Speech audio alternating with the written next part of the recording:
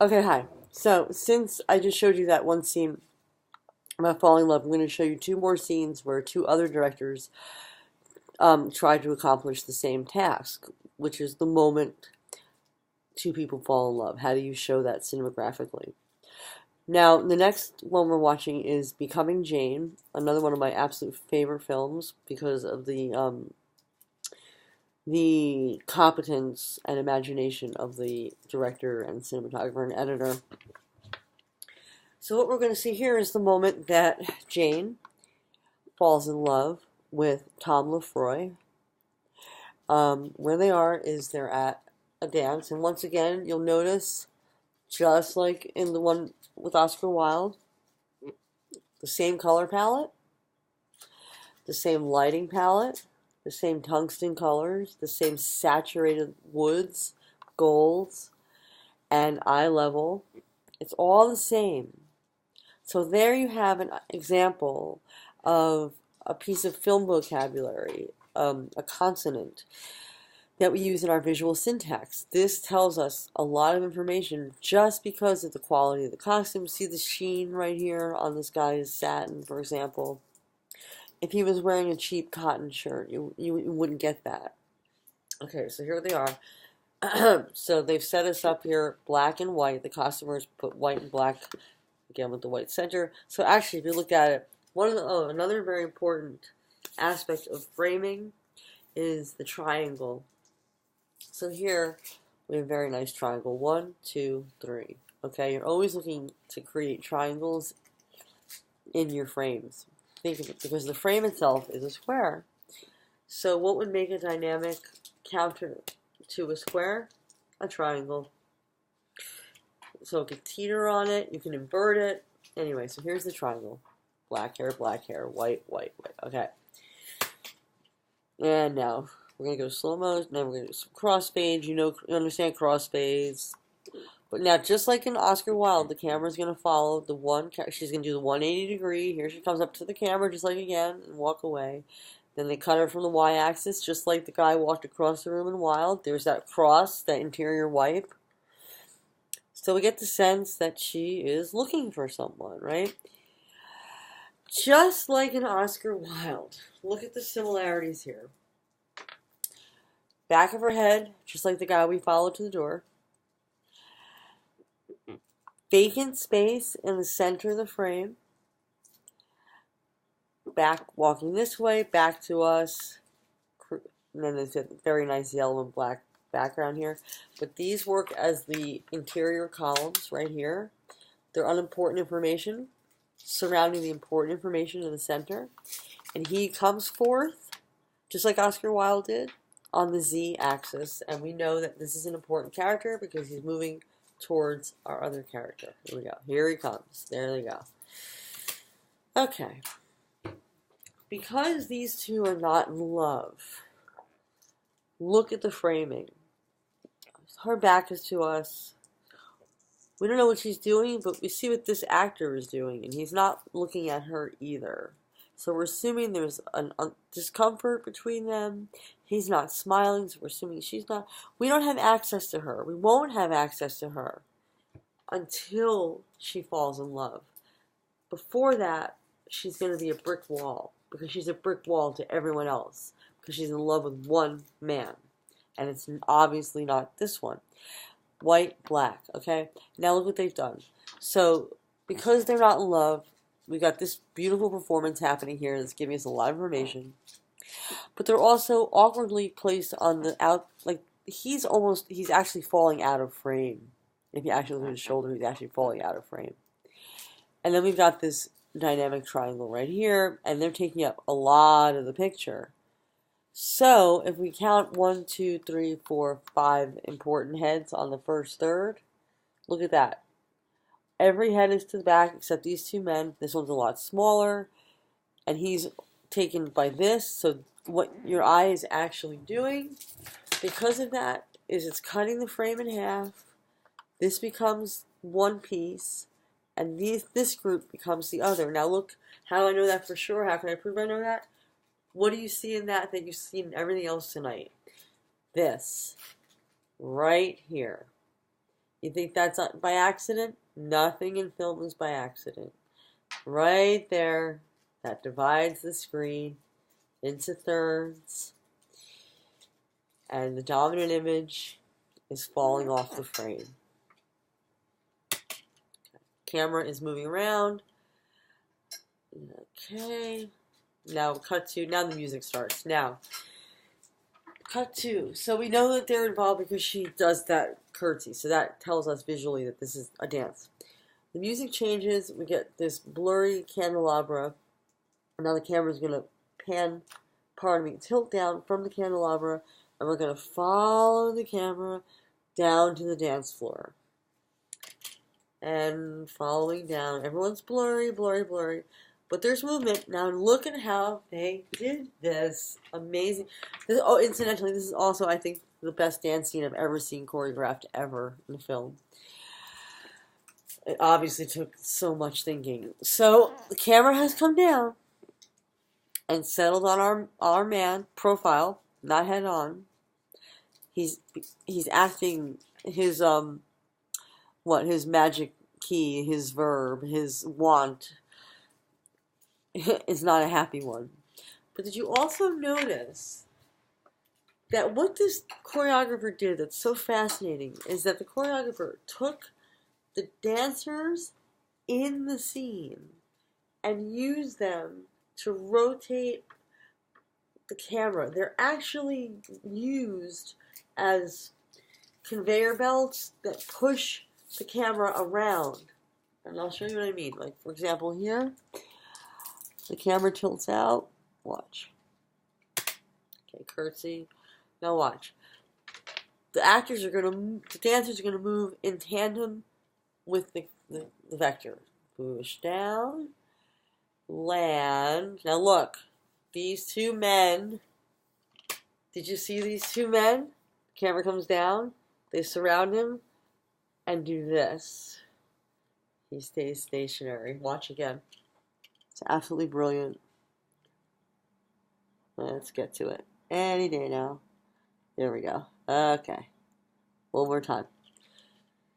And motion vector down. Now watch the men. They're going to keep propelling the motion, and look at that. They surround him. Is that not fantastic? Now, they were going this way. So what's going to happen? You're going to have the answer shot, the reverse shot, which is the answer. So those men went like this, and they were all in black. And now we're going to reverse the shot, and they're going to echo what the men did. But look, our heroine is falling off the frame. If this moment were important to her, she would be right here. But right here is someone we've never seen before and never will see again. Anonymity. The people who dominate the frame before she falls in love are anonymous. She barely exists until she falls in love. So, they echo the dance. There we go. And lovely, lovely, lovely. The dancers come in and crowd the shot. Look how tiny look how tiny she is in that frame. Look at how meaningless. Like, the biggest dominant image is right here. Here's the triangle. 1, 2, 3. She almost doesn't exist. And they get in our sight lines, and they take up the whole frame. It's very well done. Now watch. Okay, so she barely there. Completely gets covered. Lost. Right? Lost. Okay. Now, what's going to happen here? We cut to... So we saw... Usually they go from long to close. This time they went from close to long. Only to make it more dynamic. So now what we're going to do is... Again, you see the interior arrows like this? They line the actors up to point. Right here are the parents watching the entire thing. We'll find that out in a little while. But what we're looking at here is just that they're not in two straight columns like this. Right? They're on diagonals. It's very important. And then the camera is actually going to walk behind the women and all the way down. Okay, so that we see what we're looking at here. Camera's moving. Now the actors, see that? So the actors are turning like this, and as they turn, they propel the camera further It's like they're pushing the camera down the line. Watch. And out frame and push it down and push it out and push it out and push it out. Back to us, right? Okay. So you see that? How the choreographer and the cinematographer brilliantly work together to make motion where there wouldn't have been any. So in other words, you could have had the camera stagnant and just have the dancers do the steps, or you could have the audience feel the steps. And the way you do that is that trick, which is having the choreography work juxtaposed to the motion of the camera. Now we did the circle. Now we're cutting to a different angle on the circle. It's important. There we go. Jane is, who the hell, where is she, what are we looking at? None of this is important, right? It's just a nice, it's a very nice zigzag of black and white costumes, I must say. But we're not getting any meaning out of it. Here we go. There's our friend. No meaning, no meaning. All right, here we get some meaning. Okay, so now she's overacting, obviously. She, like, that's called indicating. When you're acting out here, like you're watching yourself act, she's looking depressed. And she ruins the whole scene. Like, if they had a competent actress in this scene, it would be perfect, but she ruined it. But besides that, he's doing a good job. But so anyway, so she's trying to let us know, like, oh, I don't like this guy. And he's like, I'm really uncomfortable. But I like the way he does it. Anyway, but look, he's in the center and she's off to the side. Like, there's just no connection between these characters, obviously. Right? We lose her. She falls completely out of frame. Now, what is this strange editing choice? It's the reveal. It's the internal wipe. It's the curtain that gets pulled away. This guy is going to internally wipe for us and reveal. Well, lo and behold, there's Dad watching over. Remember I said the motion vectors were pointing? So we have the interior wipe revealing Dad. Problems. Now watch how editing is Dad's eyes. Dad's looking. You see these guys are not looking. Dad is looking. Center frame, unimportant.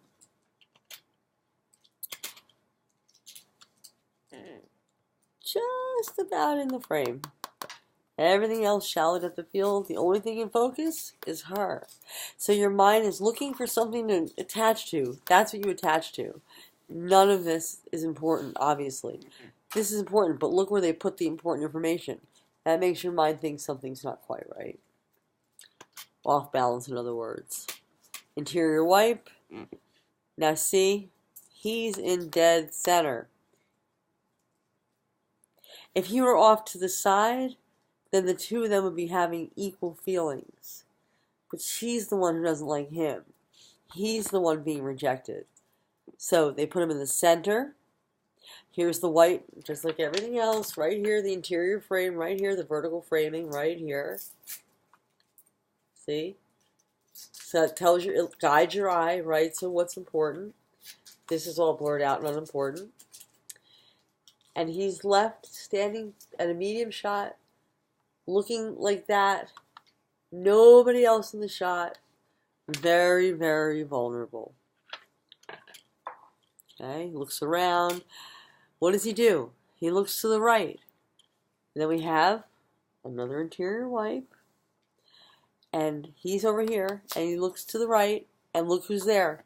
His mom, waiting for him on the right in the next frame. So he sends his shot over. There's Dad, daughter, vulnerable, looks, interior wipe, catch, mom. Also notice, he looks, mom is right here, and then the editor does this really fun trick because mom doesn't like Jane. And puts Jane in the same exact place in the frame where Mom just was. It's a funny little editing joke. Watch. Jane. Vulnerable. Look. Mom. Jane. That's just an editor's joke. I see it all the time in movies. And it's just a little message to anyone who understands movies like, haha, mother-in-law's a, HBIC. Okay, so, what's happening now? The moment's about to happen. How do I know that? Because Jane has stepped out of the frame, And there's nothing in this frame that matters. So that tells me the next time something matters in this frame, it's really going to matter. Okay, there she is. Let's follow her around. Oh, that's really bad acting. I'm so sad. It's like if she was really feeling sad, I'll show you. I'm going to feel sad about something. Hang on. My face didn't even move, did it? Like no muscles on my face moved, but I look a lot sadder than she does. You know why? 'Cause she's going sad face. I hate her. Okay, anyway, all right, go. There she goes. La la la. All right. So now the two of them are gonna part like this. They're gonna do the opposite of frame magnetism. Yep. The camera's gonna stand her now. Watch what I'm about to show you. When I first saw this, I almost fell out of my chair. I was moved to the core. Some genius decided to show this as the moment of falling in love, okay? Here's Jane. And then what's going to happen is her love interest is going to be the only dynamic motion vector in the entire scene. And he's going to show up on frame exactly where the other guy showed up on frame right before we met Trouble or Bosie. Ready?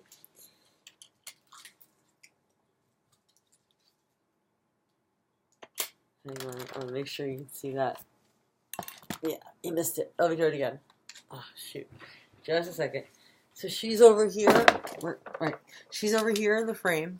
And notice, at the end of the sequence, if you think of film as comic strips, 3 frame sequences, think of it like that. At the end of this sequence, he's exactly where she was 2 seconds ago, and that makes the mind meld these two together. They take up the same place in the frame. So let me just rewind here a little bit. I just need to find the mouse. Sorry, hang on. Here we go. Okay. There we go. Okay. So here she is. He enters, they turn.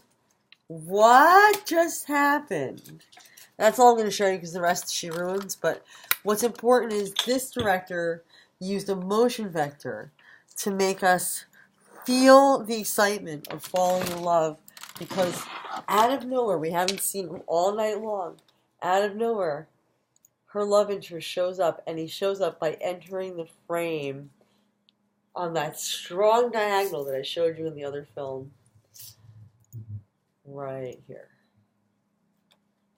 Yeah, he's right here. Hang on. Yeah, right there. Okay, hang on.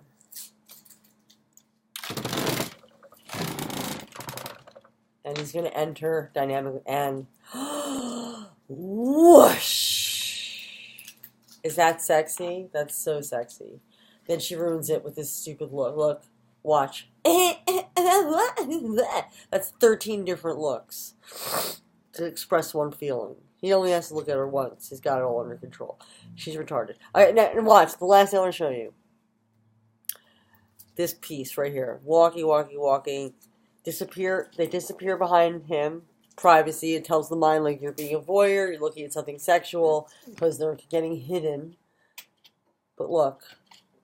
That hand on the back. That's just like the 2 hands in Oscar Wilde. It's the same thing. This close-up is very sensual, very subtle, and gives you all the information. And look, there's nothing else that matters. Look, right? That tells you everything. There you go. Okay. That's that.